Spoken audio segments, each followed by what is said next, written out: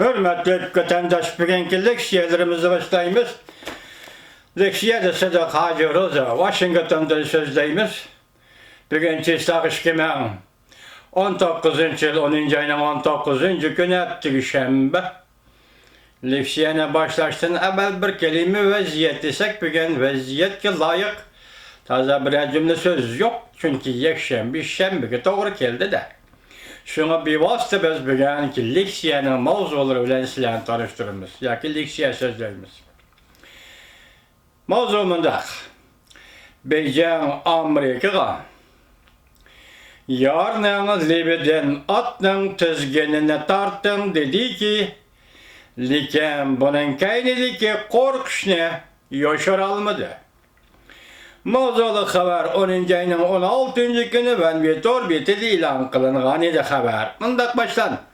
Bu burullu sözlüğünde leksiyayı keçikip kaldı. Bir eşikken geçeren vatandaş. Amerika Devlet Meclisi de Avam Palata, Kemeş Palata Taşkı Münasebetler Komitesi'nin Şangan Kişilik Hukuk ve Demokratiya Kanun Layihesi makullaşığa erişip Amerika şiar vakti 10. ayının 15. gün Devlet Meclisi'nin Avam Palatası'nın umum yığını bu Şangan Kanun Layihesi ve bunun münasebetlik yani iki parça kanun layihesini bir avaz ile makulladı.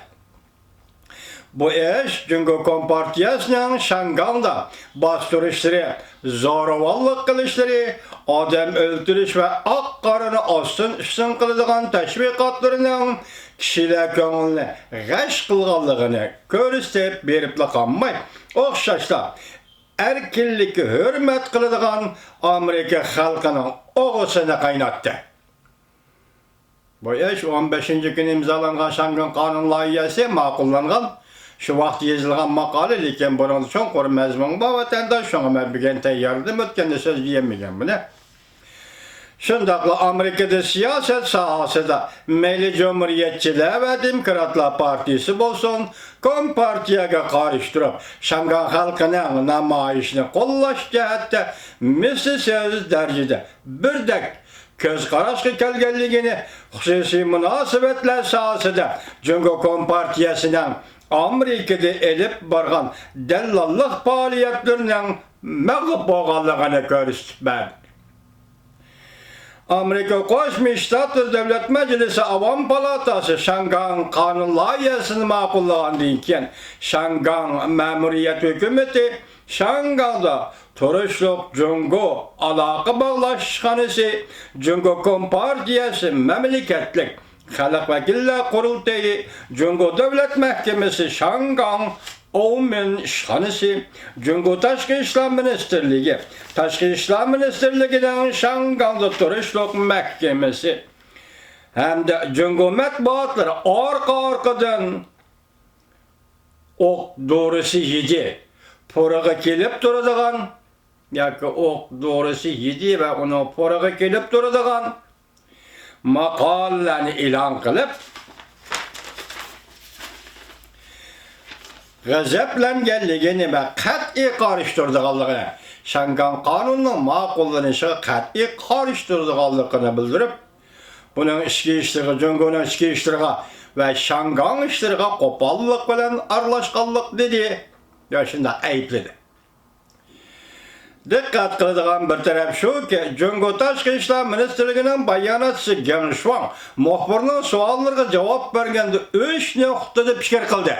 Dikkat vatandaş. Birinci, Amerika'ya agahlandırış verip Amerika tarafından vaziyetini enektonup atının tizginine yarının libeden tartışığı nasihat kılımız.